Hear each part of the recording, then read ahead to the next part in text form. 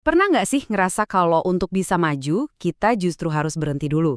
Kedengarannya aneh ya di dunia yang serba cepat ini, tapi hari ini kita akan bahas sebuah kekuatan luar biasa yang ternyata tersembunyi di dalam keheningan. Yuk, kita cari tahu kenapa melambat justru bisa jadi langkah paling kuat yang bisa kita ambil. Nah, pernah ngerasa kayak gini? Takut ketinggalan zaman? Atau yang kita kenal, FOMO? Saya sih pernah. Rasanya tuh kalau kita nggak ngecek HP setiap 10 menit, kita bakal kelewatan berita besar atau tren terbaru. Dunia seolah-olah lari kencang dan kita kayak dipaksa buat terus ngejar. Tapi coba kita jujur sejenak. Apa semua ketergesa-gesaan ini beneran bikin hidup kita jadi lebih baik? Atau malah sebaliknya? Semakin kita buru-buru, malah makin stres, gampang marah, dan yang paling penting, capek secara rohani. Ini ironis banget kan? Semakin banyak kita melakukan sesuatu, semakin sedikit kita menjadi diri kita yang seutuhnya. Nah, ini membawa kita ke akar masalahnya, yang bisa kita sebut spiritualitas kecepatan tinggi. Ini bukan cuma soal manajemen waktu yang jelek loh, ini adalah kondisi jiwa yang lebih dalam yang tanpa sadar menghalangi kita untuk bertumbuh. Peter Scazzero ngena banget pas bilang, mustahil untuk menjadi dewasa secara rohani, sementara kita tetap tidak dewasa secara emosional. Coba deh kita renungin. Ketergesa-gesaan itu bikin emosi kita jadi reaktif dan gak stabil. Nah, inilah yang secara langsung jadi tembok penghalang bagi pertumbuhan rohani kita. Coba kita lihat perbandingan ini. Di satu sisi, ada jiwa yang terburu-buru, selalu stres, reaktif, dan terkuras emosinya karena sibuk melakukan ini itu. Di sisi lain, ada jiwa yang tenang, damai, dikuatkan, dan fokus untuk menjadi dengan sengaja. Coba jujur sama diri sendiri deh, kita lebih sering ada di kolom yang mana? Ketergesa-gesaan ini ya seperti penyakit spiritualitas kecepatan tinggi. Dan sama kayak penyakit fisik lainnya, kalau nggak didiagnosis dan diobati, ya nggak akan sembuh sendiri. Kita nggak bisa terus-terusan lari dan berharap jiwa kita bakal pulih dengan sendirinya. Pertanyaannya sebenarnya simpel, tapi dalam banget. Gimana caranya kita bisa dengar suara Tuhan yang lembut atau suara hati nurani kita sendiri kalau volume kebisingan dunia di kepala kita disetel di tingkat paling maksimal? Mustahil kan? Jadi apa obatnya? Jawabannya sebenarnya udah ada ribuan tahun lalu di Yesaya 30 ayat 15, dalam tinggal tenang dan percaya terletak kekuatanmu. Coba kita resapi kalimat ini. Ini benar-benar membalikan cara pandang dunia kita. Kekuatan sejati itu bukan ditemukan dalam kesibukan, tapi dalam ketenangan dan kepercayaan. Oke, terus gimana caranya kita bisa menemukan ketenangan ini secara praktis?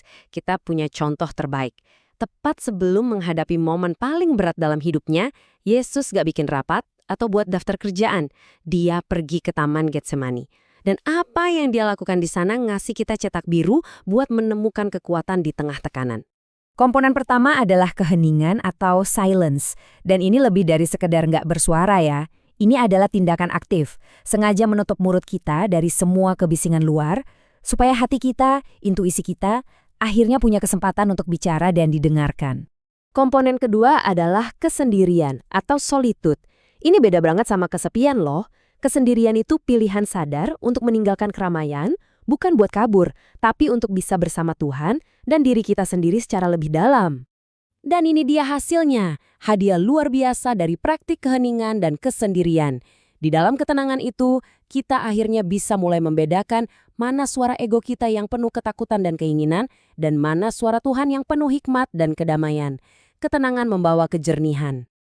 Oke, ini semua kedengarannya bagus secara teori ya. Tapi gimana cara mulainya di kehidupan nyata kita yang super sibuk?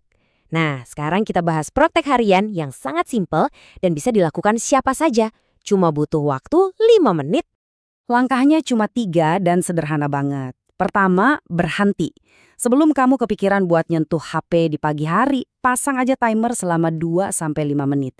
Kedua, bernafas. Tarik napas dalam-dalam, sadari kehadiran Tuhan di ruangan itu bersamamu.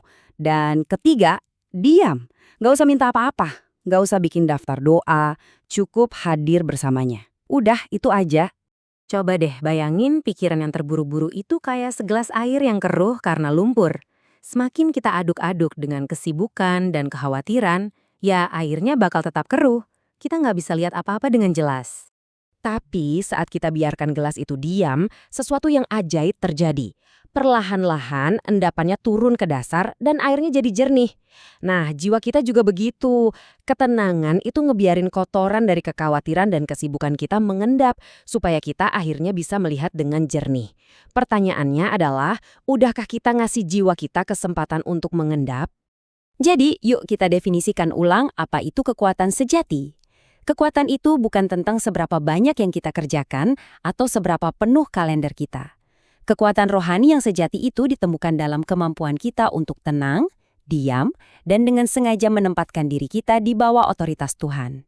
Sebagai penutup, saya mau ngasih sebuah undangan. Ini bukan tugas, tapi sebuah hadiah. Coba deh selama seminggu ini, setiap pagi sebelum kamu sentuh HP-mu, kasih 5 menit pertama harimu untuk Tuhan. Nggak perlu ngomong, nggak ada agenda, cukup diam dan coba dengarkan. Ingat ya, kekuatan sejati itu tidak ditemukan saat kita berlari mengejar dunia. Kekuatan itu ditemukan saat kita cukup berani untuk diam di kaki Tuhan. Keberanian untuk berhenti, justru itulah awal dari kekuatan sejati. Terima kasih sudah menyimak.